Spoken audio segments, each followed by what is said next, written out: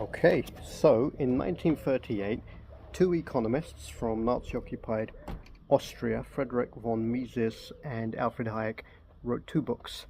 The first was The Road to Serfdom, and the other one was Bureaucracy. And essentially, these books said anything which puts the interest of the group of society ahead of the interest of the individual will lead to disaster.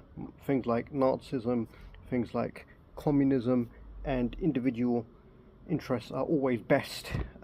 Another part of these books said that government, any form of government which puts the idea of society ahead of the idea of the individual, is bad, is on. Along with that, taxation, regulation, that kind of thing is bad. Now the rich loved this, especially the American rich, so they picked up on the idea and they started funding these people. They started finding think tanks. They started the guy who founded Reader's Digest with 8 million subscribers printed it in his magazine. Look magazine published it. Ford magazine gave it to all their workers to indoctrinate them to the idea that anything which tries to regulate or control the rich is bad and evil. So you can see why they loved it.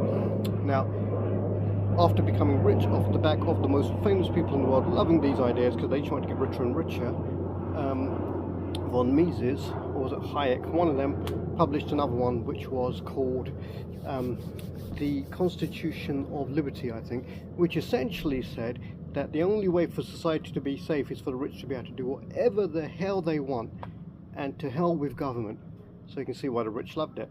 Now, the public hated these ideas. They were revulsed by these ideas because everyone was doing so well after the war because of Keynesian economics.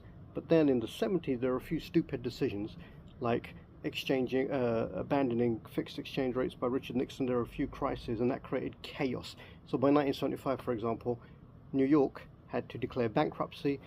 Von Mises and Hayek and their rich, essentially billionaire backers thought this is the perfect time, and the indoctrination stepped into higher gears.